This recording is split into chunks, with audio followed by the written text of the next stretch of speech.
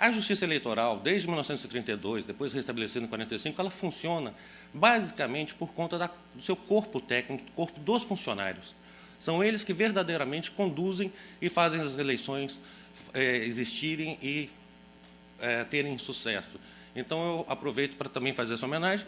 E, em terceiro, por ser o último a falar nesse congresso, eu me sinto agora como advogado, não sou mais ministro, não sou nem mais juiz, nada, nunca fui ministro, porque a Constituição chama de juiz, ministros são os do Supremo, do STJ. Em nome de todos os palestrantes, me sinto autorizado, aí agora, como advogado, plenamente exercendo todas as funções, sem nenhum tipo de impedimento, a agradecer ao cerimonial por essa acolhida maravilhosa que Florianópolis, mais uma vez, ainda que talvez com as ostras escondidas, mas parece que já prometeram que vão achar algumas hoje mais tarde, fez com essa perfeição. Eu não vi uma reclamação, todas as pessoas que aqui falaram, pelo contrário, só elogiaram esse momento importante para o debate democrático, porque reforma eleitoral é algo que nunca vai parar de ser discutido. A cada eleição, 513 pessoas são eleitas para a Câmara dos Deputados, 81 pessoas são eleitas para o Senado Federal, um presidente da República, 27 governadores e milhares de deputados e outros parlamentares, vereadores, prefeitos. Mas, para cada 513 que são eleitos, 20 mil não são eleitos. A média, numa eleição geral, é de 25 mil candidatos. Então, você pode pegar aqui 700, não fiz a conta, não sei o número, se fosse Pereirinha até chutava um exato, mas você tem uma quantidade muito maior de derrotados do que pessoas que foram vitoriosas. E esses derrotados dificilmente dizem que perderam a eleição por conta das propostas que defendiam, das ideias que defendiam ou da sua capacidade pessoal. Sempre tem que ter um motivo. E o motivo, normalmente, é porque o outro lado abusou, porque a lei é ruim, porque o sistema é ruim. E nós, então, temos que mudar tudo, temos que mudar o sistema, temos que mudar a legislação. É algo que eternamente será discutido. A cada eleição, nós vamos cada vez mais fazer reformas, infelizmente. É essa a realidade brasileira. Eu já falei isso aqui o ano passado. A Lei 9.504 veio em 1997, para ser a lei geral das eleições, nunca mais ter uma reforma.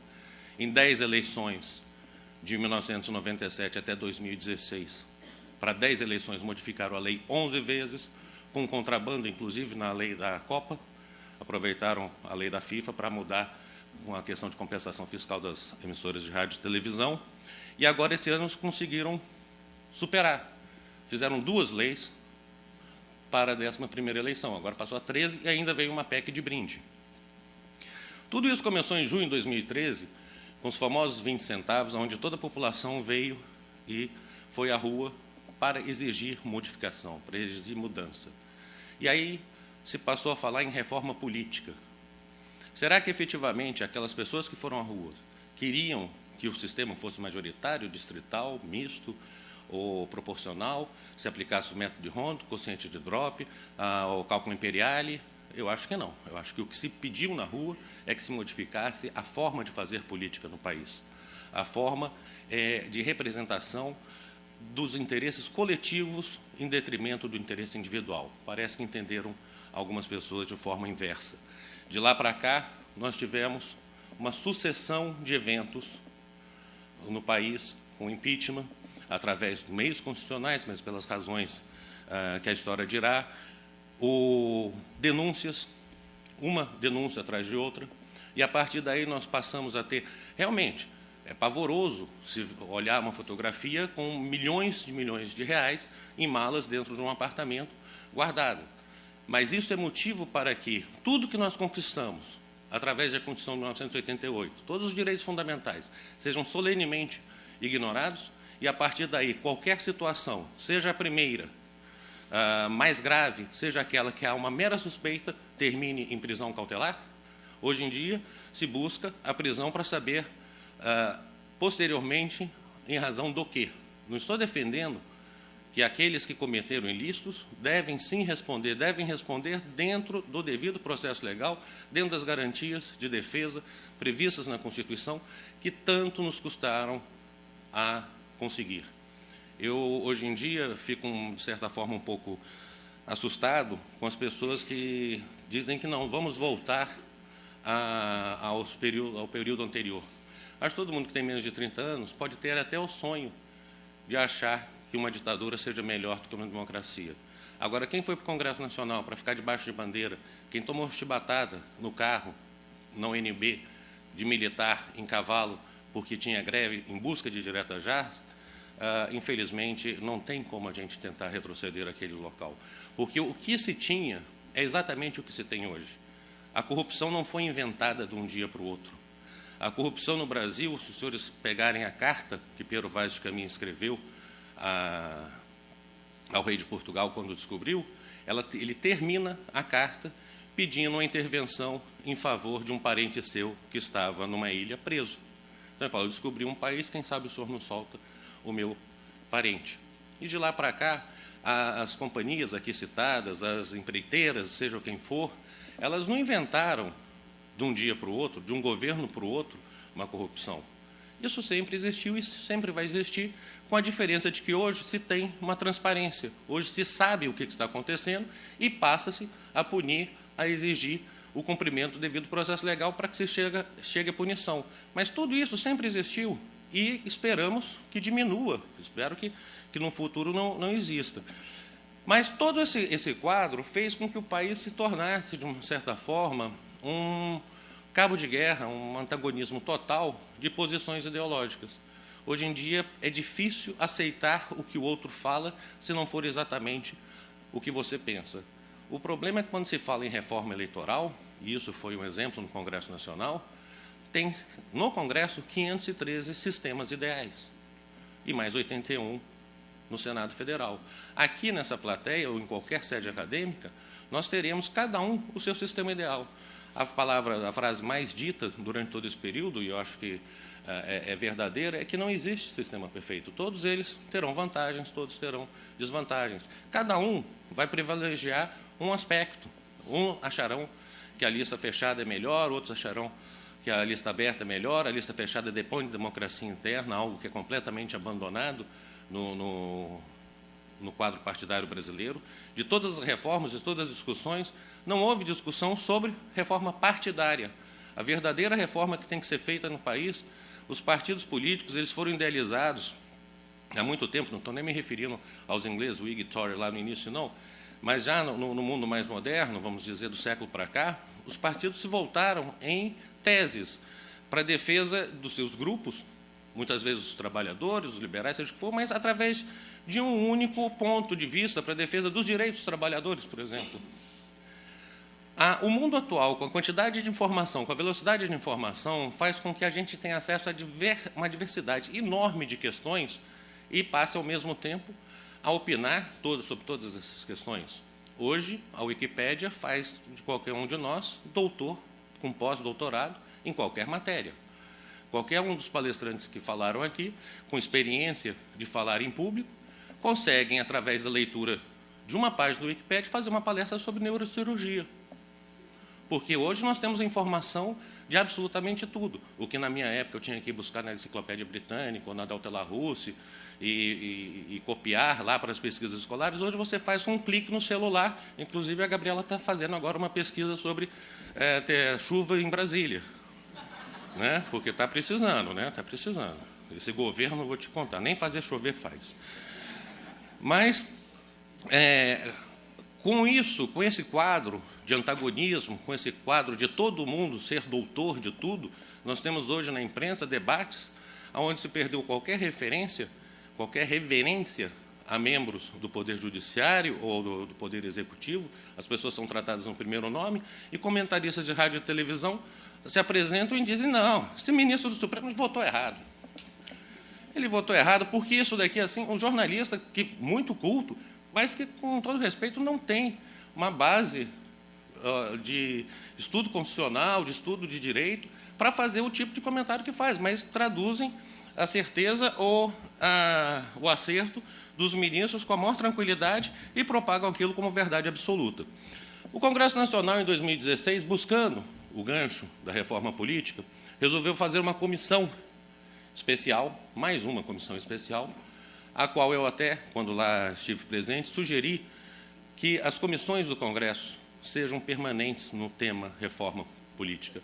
que tem uma comissão permanente sobre voto e democracia, por exemplo, assim como tem a Comissão de Constituição e Justiça. Por quê? Porque o Henrique Fontana foi presidente de uma comissão, foi relator de uma comissão. O Marcelo Castro foi relator de uma comissão. Agora o Vicente Cândido foi relator de uma comissão. Todos eles se dedicaram muito ao assunto, estudaram e rodaram o país inteiro, participaram em inúmeros e vários eventos para debater reforma, e todos os tipos possíveis de proposta foram apresentados, mas cada comissão, pelo menos o Vicente Cândido foi a única comissão que chegou ao final e teve relatório, e foi à Câmara, mas completamente desidratado daquilo que já havia sido votado na comissão. Nos últimos dias, principalmente, os projetos foram totalmente modificados para que se chegasse a algum consenso mínimo, e aí alguém que olha de fora do país pode não ter entendido como é que o Congresso Nacional conseguiu, no mesmo dia, salvo engano, no dia 4 ou no dia 5 de outubro, mandar ao presidente da República 2 projetos de lei, sendo que um projeto de lei falava o financiamento público vai ser assim, e outro projeto de lei falava o financiamento público vai ser assim. Completamente divergentes. As duas casas votaram 2 projetos de lei no mesmo dia, cada um num sentido. Apenas quem conhece o sistema, o processo legal brasileiro, na formulação de leis, e a capacidade de veto e os acordos que são feitos nessa área, é que conseguem entender que a Câmara e o Senado ficaram numa posição que um não podia devolver o projeto da outra casa, tinha que mandar os 2 para o presidente da República, e se fez um acordo para que o presidente vetasse este ou aquele ponto. Só que nessa história, quando se chegou ao Congresso Nacional, ao presidente da República, chegou uma situação em que um artigo foi esquecido, que era a questão do autofinanciamento, porque a Câmara dos Deputados limitou o autofinanciamento dos candidatos. Uma preocupação, de certa forma, um consenso existente entre os deputados, que não se poderia permitir que o milionário bancasse a sua própria campanha. E, em 2012, o TSE tinha, na sua resolução, dito que o candidato poderia gastar o seu patrimônio, até metade do seu patrimônio, na sua campanha eleitoral, com base no Código Civil. Isso o Congresso Nacional reagiu em 2015 e disse, não, o candidato pode gastar até o topo do limite de gastos para a campanha eleitoral o seu patrimônio, ele pode entregar todo o seu patrimônio. Começou-se uma discussão, porque esse artigo estaria sendo revogado para que outro entrasse no local, dizendo que os limites de candidatura para autofinanciamento seriam X% para proporcional e um valor, salvo engano, 200 ou 300 mil reais para majoritária. Esse artigo, quando chegou no Senado Federal, o Senado não podia devolver para a Câmara. O Senado não gostou do artigo. Então, o que se fez? E aí, aqueles que gostam de estudar o processo legislativo, pode ter aí um ponto interessante a ser examinado. O projeto que chegou ao Senado Federal, simplesmente 2 artigos foram impugnados. Ou seja, eles não foram nem aprovados nem rejeitados, simplesmente se retirou o artigo do projeto, dizendo que aqueles artigos não tinham pertinência temática com o projeto. O projeto era sobre financiamento de campanha eleitoral, e quando se falava do autofinanciamento dos candidatos, aí não tinha pertinência, mas foi a forma. Então, esses 2 artigos foram retirados. Só que, quando retiraram esses 2 artigos, esqueceram de retirar o artigo revogador daquele que permitia ir até o teto, e foi para o presidente da República. Quando o presidente da República viu aquilo, e aí começou uma série de pessoas a dizer, não, mas se revogar, o limite do autofinanciamento será o limite da pessoa física, 10% do rendimento bruto do ano passado. Só que, quando se trata de doação, é uma relação bilateral. A utilização de recursos na própria campanha é uma coisa unilateral. É muito difícil você restringir o que a pessoa vai poder ou não vai poder utilizar. Então, eu não poderia trazer a regra que trata de doação, que é uma transferência de patrimônio, para uma regra de autolimitação. Mas, na dúvida, resolveu-se vetar o artigo revogador. Então, permaneceu na lei a permissão para que possa ser utilizado gastos dos candidatos até o topo do teto de campanha, também previsto na legislação. Esse mesmo artigo revogava todos aqueles que estavam na Lei 13.165, que estabeleciam os limites máximos de gasto, e foi aquela confusão em 2016, o TSE fez aquela tabela enorme, e no meio dessa tabela descobriu-se que um vereador no Amazonas podia gastar 27 milhões de reais na campanha, aí foi se verificar como era isso, é porque ele tinha lançado no campo de receita o CNPJ dele, então, pela quantidade de números, dava 27 milhões, 70%, e aí, obviamente, isso era um erro, foi cancelado, e se teve ajuste, mas foi uma regra que não serviu tanto ao que se punha. Mas, bem ou mal, ainda existem todas essas regras, elas não foram revogadas. Então, na Lei 13.165, e as leis que agora foram feitas, elas são específicas para a campanha de 2018. Ou seja, resolvemos o problema agora, resolvemos o problema para 2018. Os limites de gasto, 70 milhões de presidência da República, governador e senador naquela escala, 2,5 milhões de deputado federal, 1 milhão de deputado estadual, servem única e exclusivamente para a eleição de 2018. Encerrada essa eleição, ou se vai voltar para a regra da 13.165, ou vai se chegar a uma nova discussão, a uma nova reforma, a um novo e completo debate sobre o tema. Na parte de sistemas eleitorais, o único consenso é que o nosso sistema atual é ruim. Não acho que seja tão ruim assim, ele precisa de ajustes. E aí, a principal regra, a principal crítica é a quantidade de partidos políticos que nós temos, a fragmentação. Senhores, se não fosse a fragmentação que nós temos, o que teria acontecido nessa reforma? Se a gente tivesse 3 partidos políticos, ou 5, com 2 com ampla maioria, com a quantidade de propostas que foram feitas, com distritão, com lista fechada, com seja o que for, 2 ou 3 grandes partidos teriam fechado qualquer desses modelos e nós estávamos aqui falando de outra coisa. Bom, como é que a gente vai fazer agora para cuidar desse tal de distritão? Porque aí seria a jabuticaba da jabuticaba. Criou-se, parece que tem uma ilha, não sei aonde, do Pacífico, que tem aquela eleição que tem 20 pessoas, não sei para que faz eleição. Reúne na praça, levanta a mão, está eleito. Mas o nosso sistema eleitoral para 145 milhões de eleitores não pode ser feito única e exclusivamente dessa forma. A fragmentação eu acho que não é tão ruim assim, porque ela tende, pelo menos, a evitar as modificações da legislação. E a coisa que nós mais temos, em qualquer nível, seja na legislação eleitoral, seja no plano constitucional, é modificação. Acho que o Luiz Magno falou isso há 1 ano, 2 atrás, é muito mais fácil a gente mudar a lei no país do que a gente cumprir a lei. Nós temos as regras, nós temos todos os princípios constitucionais, mas nós vamos modificá-los. E quando não tem a modificação, alguém começa a interpretar princípios, e na interpretação de princípios surgem regras, por mera hermenêutica. E aí se cria, se acha coisas que estão escritas na Constituição, onde está escrito trânsito em julgado, talvez não seja bem trânsito em julgado, pode ser que ser trânsito em julgado é uma coisa relativa.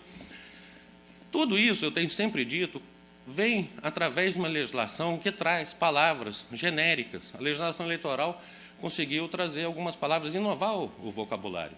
Vocês pegaram as edições do Aurélio e Ruais antes das modificações, não tinha a palavra showmício, mas ela foi para a lei, a palavra showmício, e depois passou para os dicionários, para tentar identificar o comício animado. Um grande ponto que se discutia era coligações. Todo mundo, não, tem que acabar o sistema proporcional, não pode funcionar com as coligações. E eu fui ao Congresso Nacional, quando chamado, e falei, perfeito, mas lembra que isso é um sistema. Se você tira a coligação, isso tem reflexo em algum lugar. Nós temos uma regra do quociente eleitoral, que é a nossa verdadeira cláusula de barreira, aonde São Paulo são 70 deputados, então é 1,33% que cada partido tem que fazer. Brasília, Acre, Rondônia são 8. Então, eu tenho que fazer 12,5% dos votos para conseguir eleger um deputado. Em unidades da federação, com 12,5% de quociente eleitoral, com 35 partidos políticos, é provável, e se faz até, é possível pegar os dados da eleição de 2014, os números, apenas como um exercício matemático, porque não é um exercício correto, porque foi uma eleição feita com coligação.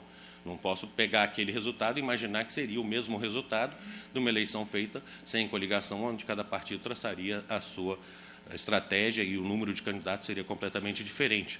Mas se você pegar os dados de 2014, você vai ver que o Distrito Federal, só um partido político, com 17%, obteve 8 cadeiras. Então, se falou, ó, tem que fazer a coligação, vamos mudar o Código Eleitoral, artigo 109, parágrafo 2º, para dizer que participa da sobra qualquer partido político, mesmo aqueles que não tenham atingido o quociente eleitoral. Isso concordou-se, colocou no projeto de lei e passou sem menor discussão a respeito, mas chegou a parte da coligação, uma coisa estava ligada com a outra. Aí chegou a parte da coligação, falou o seguinte, não, coligação, tem que acabar com a coligação, tem que acabar com a coligação. Tem que acabar, tem. Daqui a pouco, né? Vamos deixar para daqui a pouco, deixa para 2020. A gente escreve agora que acabou, mas a gente só aplica isso para 2020. Em 2020, a gente não sabe quais vão ser as novas reformas que vêm em 2019. Então, tudo que foi escrito para 2020 pode ser modificado, pode ser que não. Precisa de modificação constitucional, precisa do quórum qualificado, é mais difícil, tudo bem. Mas a legislação eleitoral, nessa quantidade de modificações, nós já tivemos exemplos de leis, que não no nível constitucional, mas na legislação da 12.891, que não foi aplicada porque não respeitava o artigo 16, e o artigo alterado por uma lei foi alterado pela lei seguinte na eleição, sem ele nunca ter entrado em vigência. Então, é possível que isso ocorra. Mas, vamos ver o que acontece. Houve uma redução, e aí todo mundo já falou aqui, uma concentração dos prazos, o que antes tudo era 1 ano, filiação, domicílio, criação de partido político, agora tudo é 6 meses. Criação de partido político, então, os senhores acham que o grande suspense é de serem 35 partidos? Até abril pode nascer mais, tem mais 50, 70 pedidos lá no TSE, e alguns pedidos com chance de serem aprovados. Pode se filiar até 6 meses antes, pode ter domicílio eleitoral até 6 meses antes, mas a regra continua sendo de 1 ano. Eu acho que, pelo menos, aí ficou uma situação, de certa forma, benéfica, porque, estabelecida a regra 1 ano antes, a criação de novos partidos, filiação, você já faz com uma certa segurança maior do que se tinha antes, quando, no dia em que você estava mudando de partido ou criando um partido, vinha uma legislação que você não sabia ainda qual o impacto que teria sobre esse partido.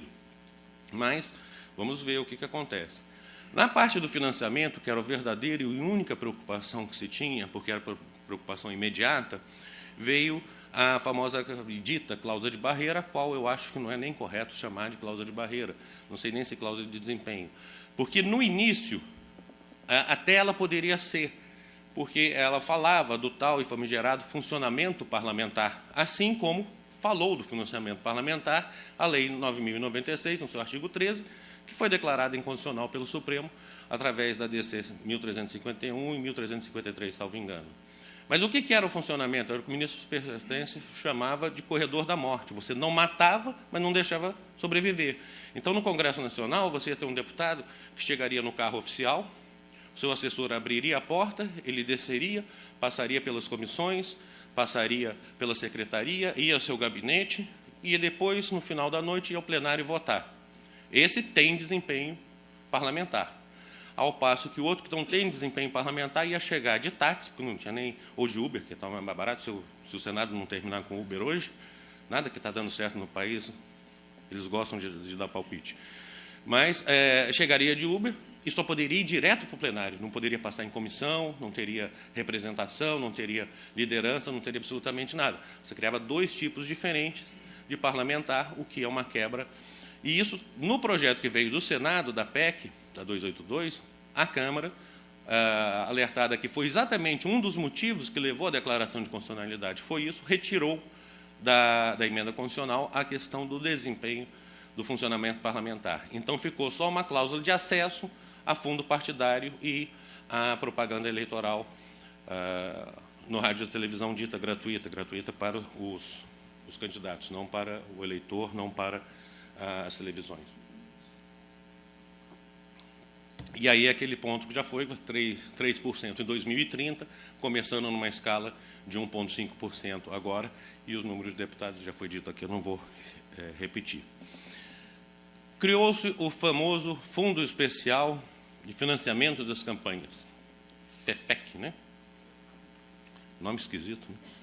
Já está com uma DIN em cima do PL, a ministra Rosa Weber já acatou e mandou o rito, a tramitação expressa da ADIM, para levar ao plenário, assim que vierem as informações, mas essa DIN ela é voltada, basicamente, a um argumento de que a criação do fundo só poderia ser constitucional, não poderia ser infraconstitucional.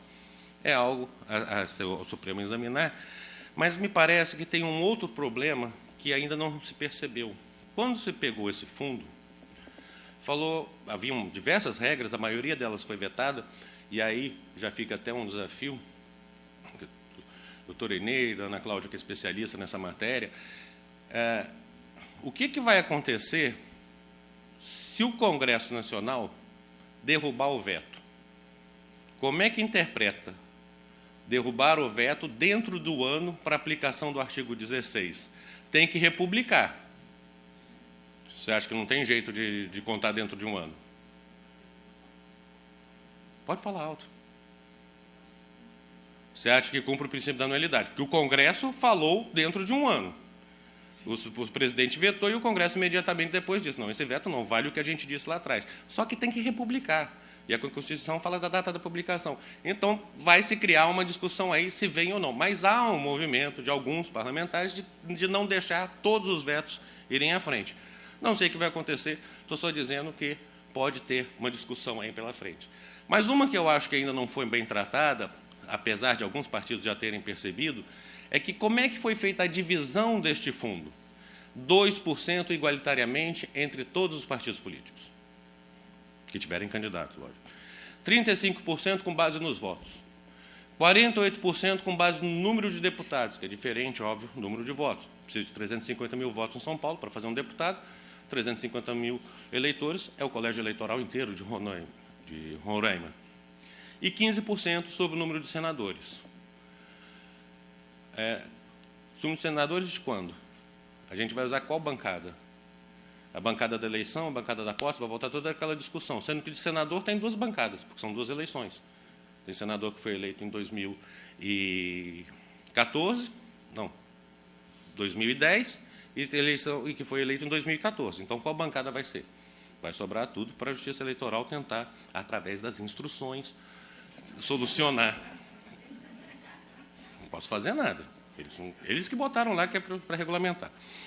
Aí, tem mais um ponto a ser definido.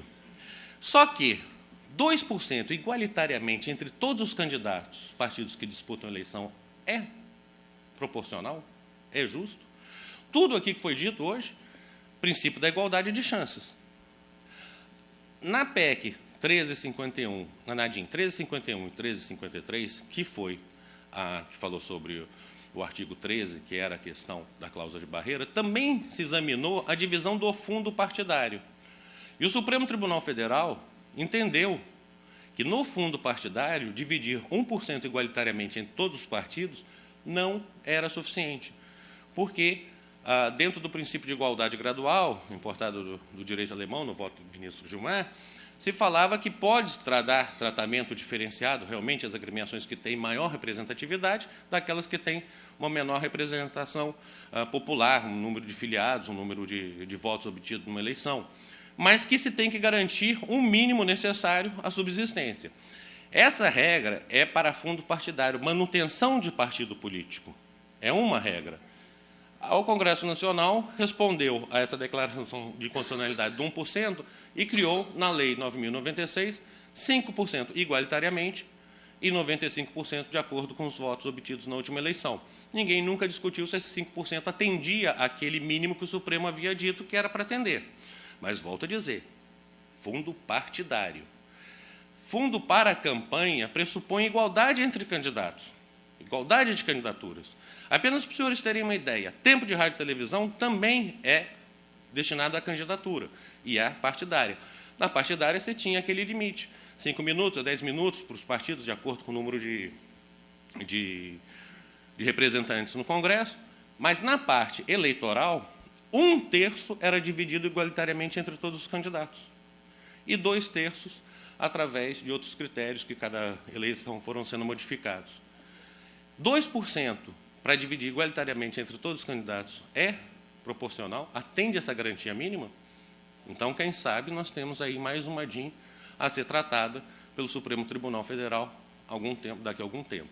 se estabeleceu no projeto original, nos projetos, diversas formas de divisão, sempre partindo do princípio de que o partido irá definir como vai fazer a divisão interna desse dinheiro, mas, se não fizer, vai ser dessa forma. Tanto para a candidatura a presidente, tanto para a candidatura a governador, tal. Tudo isso foi vetado e ficou um único artigo dizendo: só vou entregar o dinheiro depois de você estabelecer os critérios. Quais os critérios vão ser estabelecidos? Eu não digo no sentido de como vai ser feito, mas quais tipos de critério vai ser exigido pela Justiça Eleitoral, seja por quem for, para que se diga efetivamente: há um critério.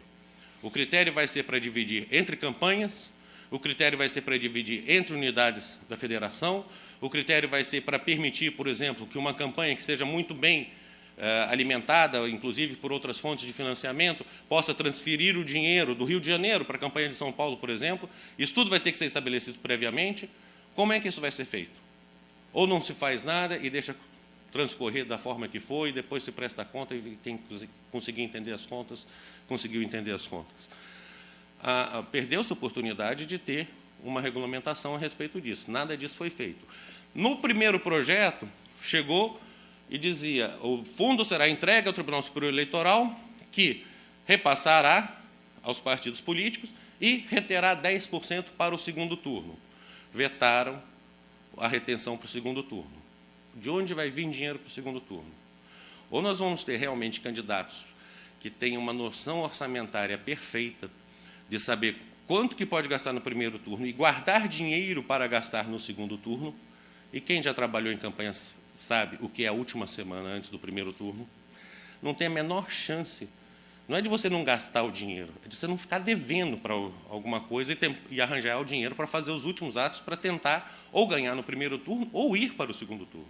Então, nós vamos chegar no momento do segundo turno, onde só o financiamento privado é que vai conduzir a campanha do segundo turno, com um desespero total, porque, por mais que se acredite, e aí veio, inclusive, a Ana Cláudia, grande incentivadora disso, o web crowdfunding, eu acho que realmente é uma ferramenta que precisava ser regulamentada, acho que foi até bem regulamentada, com alguns critérios de estabelecer um mínimo de segurança, quais são as empresas que têm que se cadastrar perante a Justiça Eleitoral, assim como os institutos de pesquisa, tem que emitir recibo, ter o controle de quem que está dando o dinheiro, de onde está vindo, para se ter a transparência necessária.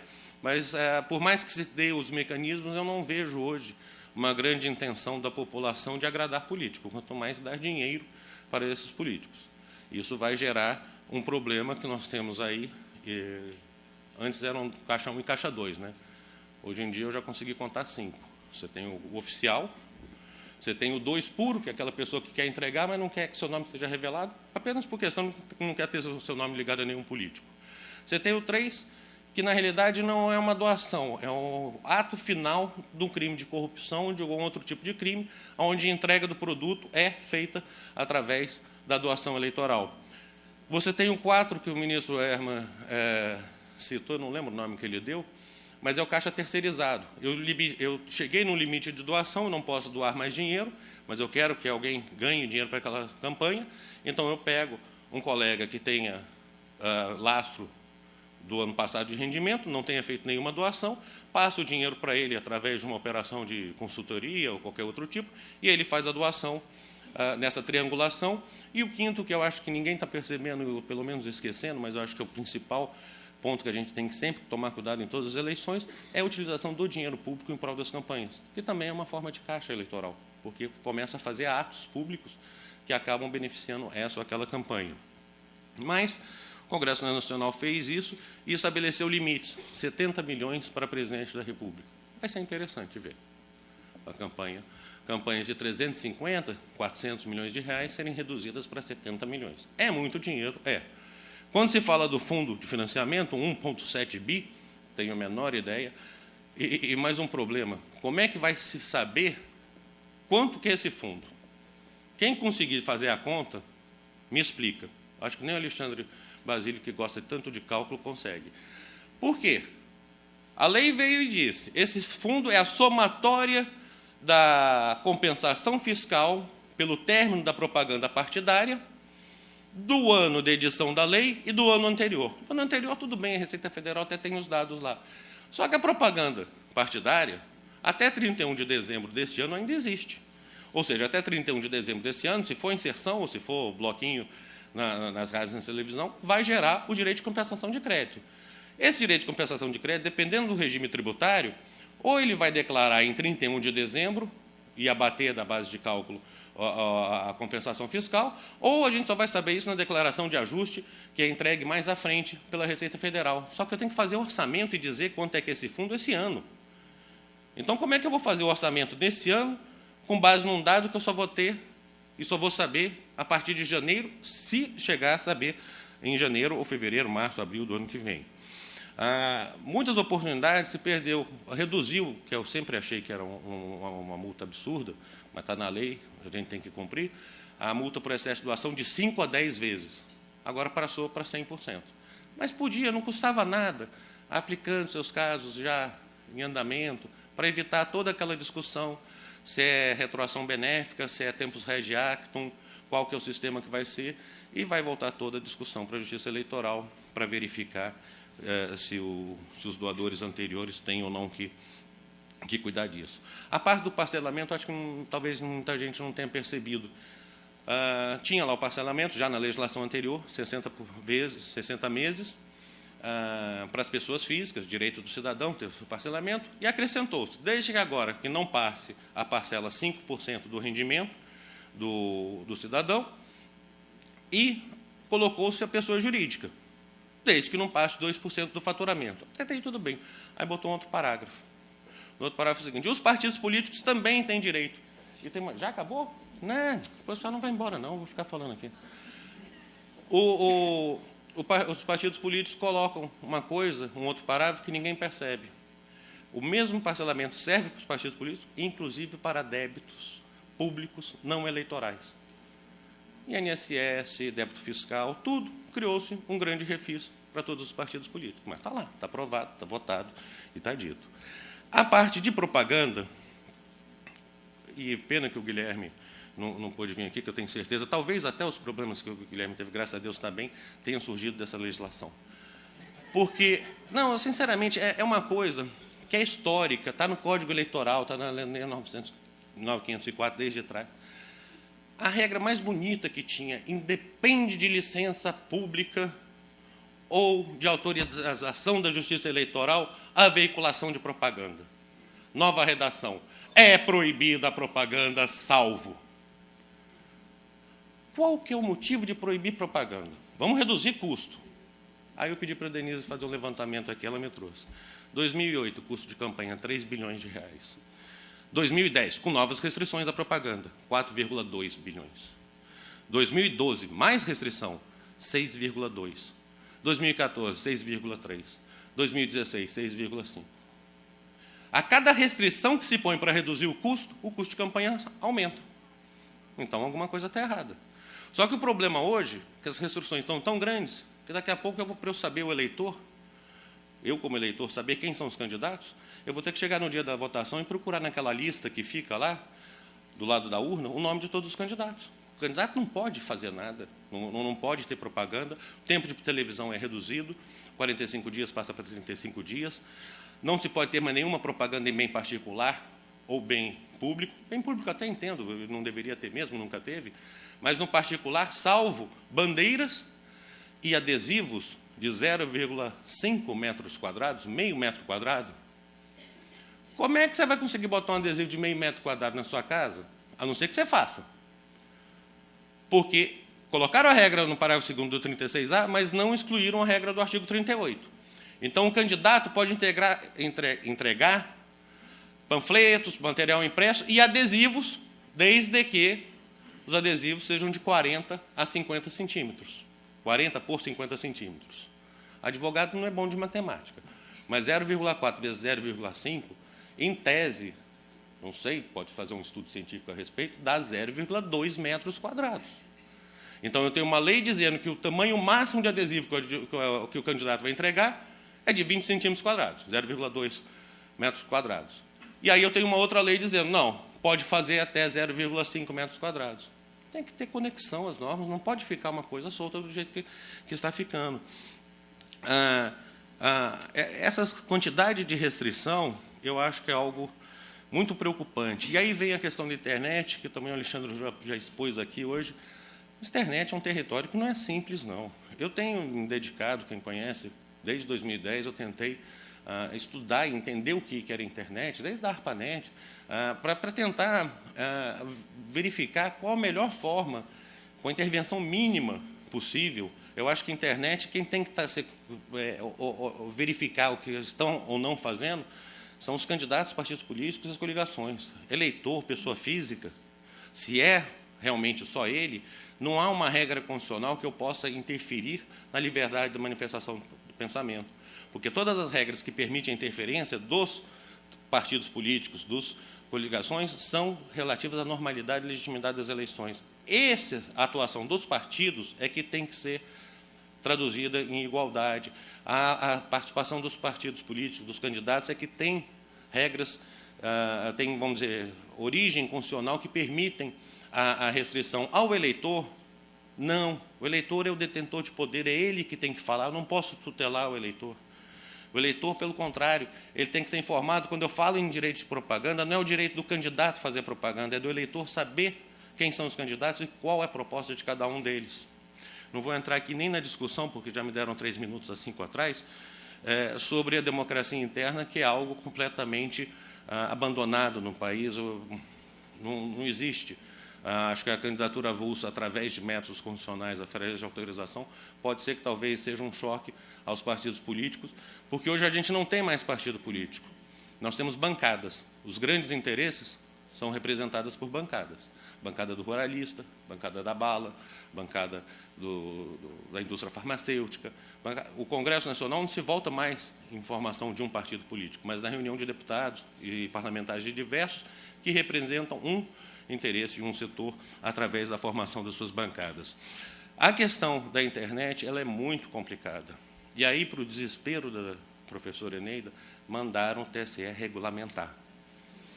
Regulamentar algo, e eu lembro até hoje, em 2008, que o ministro Ari Pargenda levou a primeira resolução para tentar regulamentar a internet, e o consenso, ele acabou ficando vencido, ele falou, não vamos tentar regulamentar o que não é possível de ser regulamentado.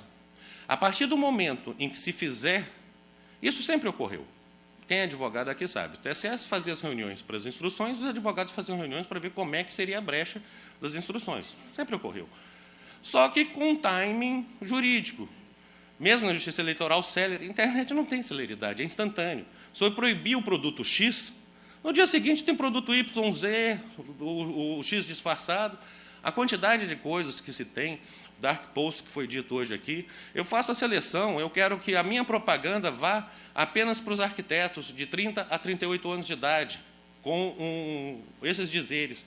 Eu quero que a minha outra propaganda apareça apenas para os advogados de 40 a 60 anos de idade, com esses dizeres. Um não consegue ver o que o outro está vendo, e eu não consigo produzir nenhuma prova de qual a origem daquela propaganda efetivamente feita.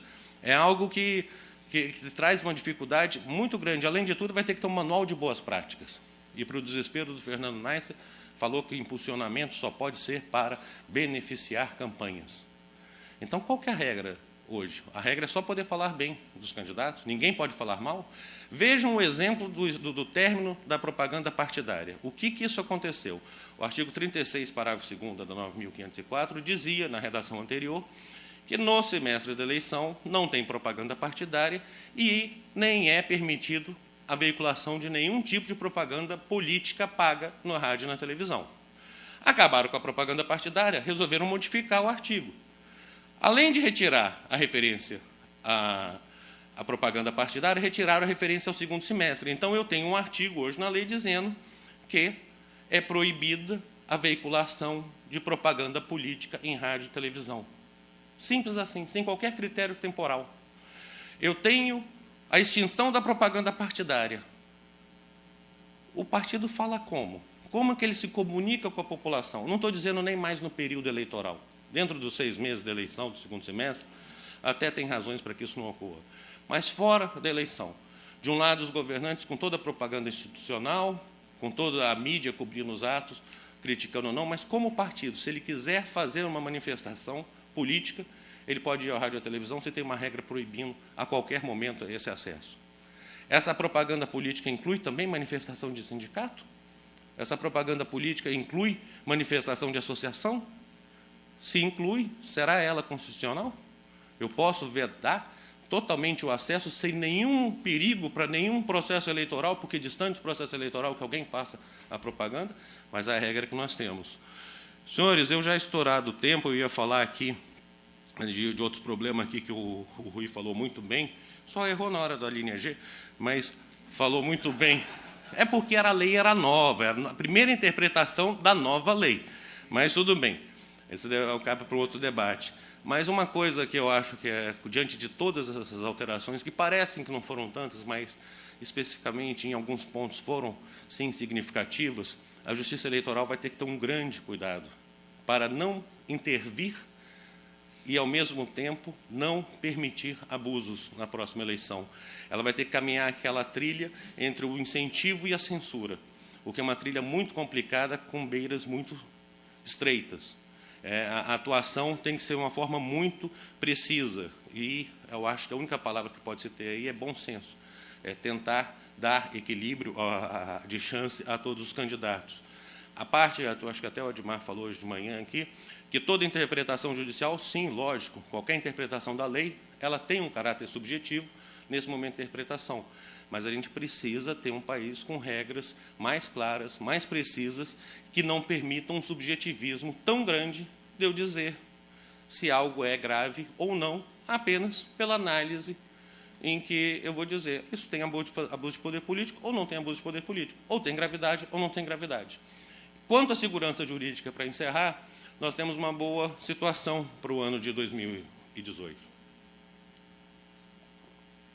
As instruções que, em base, que em tese, servem à segurança jurídica, porque antevêm o que vai ocorrer nas eleições, e são editadas com antecedência, serão assinadas por 7 ministros.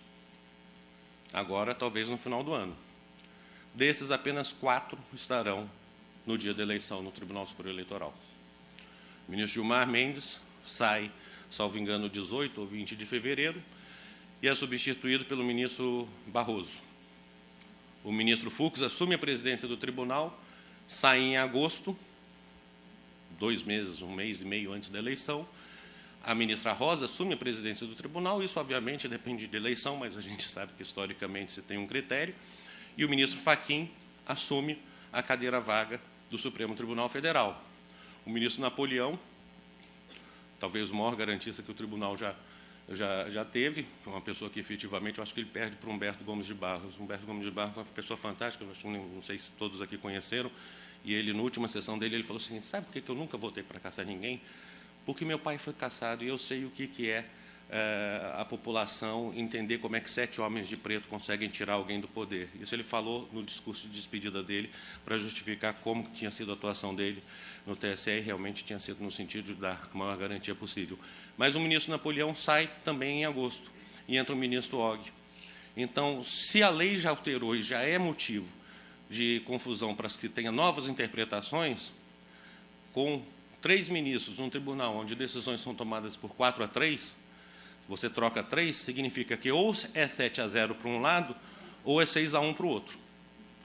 Senhores, eu há 1 ano atrás disse e terminei a palestra dizendo que a reforma que nós tínhamos era isso que a gente tinha para hoje. Eu não posso repetir a mesma frase. A gente não sabe o que vai acontecer. Muito obrigado.